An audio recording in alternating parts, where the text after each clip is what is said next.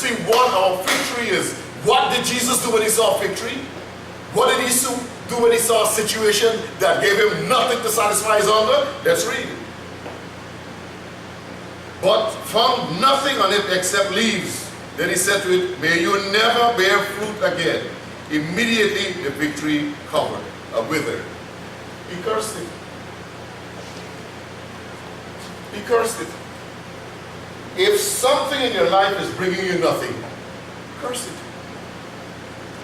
May you never come back in my life.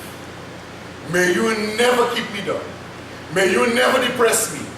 May you never embarrass me. May you never cause me pain and shame.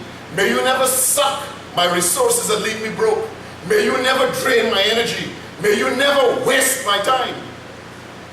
What is your fig tree? What is your fig tree? Look at your fig tree and tear it off.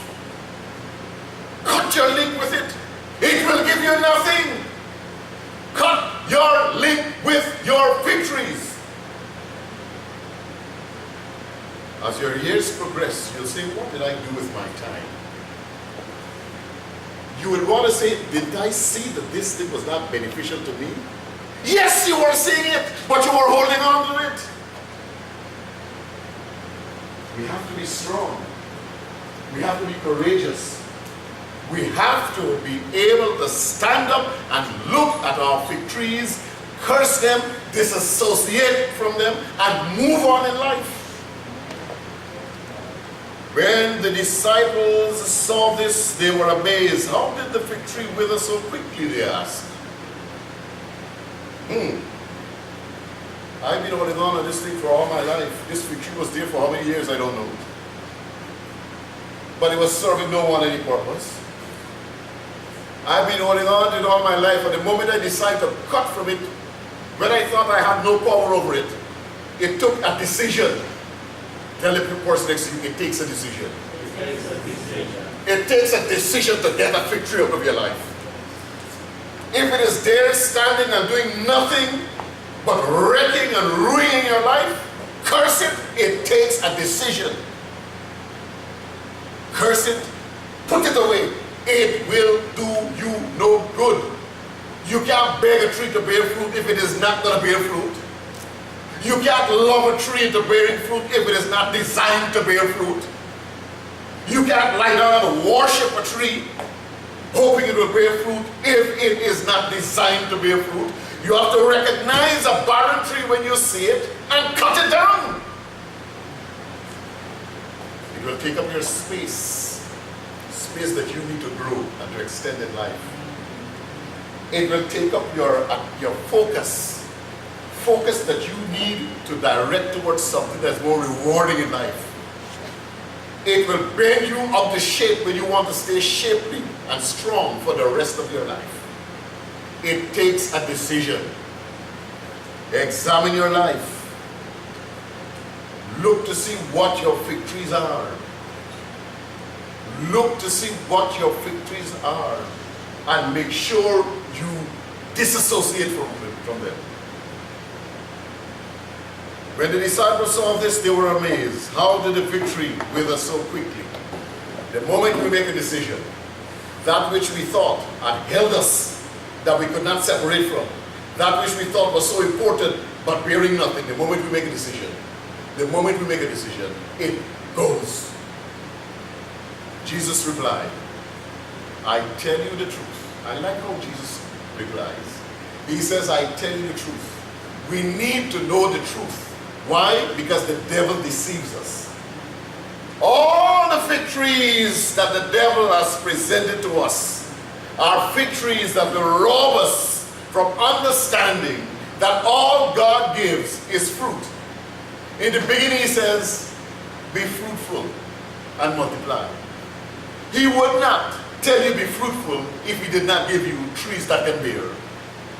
But the devil has a way of coming before us and sticking in all those barren and useless things. And if we're not careful, we get attracted to them and they take us down a slippery slope. Years pass, we waste our substance only to realize, you know what? They were trees that I could have selected that can bear and give me fruit and make my life worthwhile. I tell you the truth. If you have faith and not doubt, not only can you do what is done to this victory, but you can say to this mountain, go, throw yourself into the sea, and it will be done. What is that telling you? God has given us power, the power of victory over anything in our lives. That is a victory. God has given us the power over anything in our lives that will rob us from getting the best out of a relationship with God.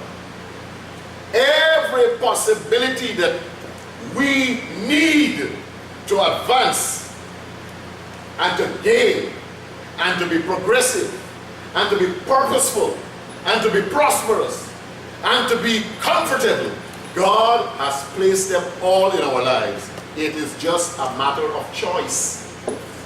It is just a matter of choice. Why would we know that there are 24 apples before us and one is bad and pick the bad one? Why? We need to curse that bad one and get it out of the bunch. Get it out of the stock. Get it out of the group. If you have faith and not doubt, God has already planned your life. If you place your faith in God and not in people, not in circumstances, not even yourself. If you place your faith in God and you believe God, not only will you be able to get rid of all those wasteful things in your life, but you will have power to change your life and to fix it in ways that you want it. What's a mountain? A mountain is a huge growth of land. A growth of land that you don't even know how it got there. If you study geography, you will. But for you to move a mountain, you look at a mountain, you say that's God's work. How can I tamper with God's work? But God is saying, if you have a mountain in your life and it's obstructing you from following a smooth path that leads to Him, you need to get rid of that mountain. So He's saying, not only will you do what is done to that tree, but even things that are stronger than that tree, even things that look greater than that tree, even things that are more terrifying and could do you worse than that tree that's straining you and sucking your energy, even things that are greater, you will be able to get rid of. But it takes faith. It takes faith in God. Let me tell you something. I had some habits. Let me tell you, I had some habits. I'm not ashamed of anything I've done in my life. You know why? Because I found the strength to curse my victories. I had some terrible habits. You wouldn't even like to know about it. Whatever you think a man can do that's dirty, I did. Whatever you think a man can do that's nasty, I did.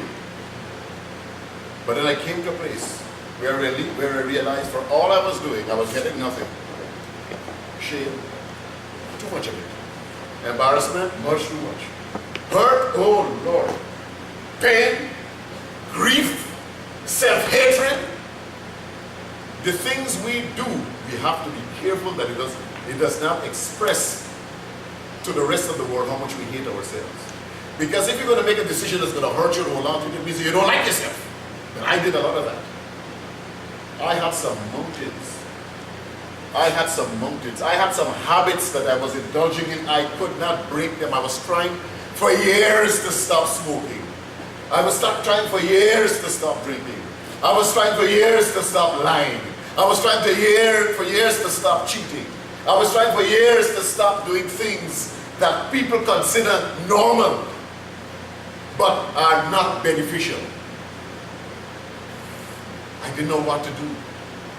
I tried today and I said, oh my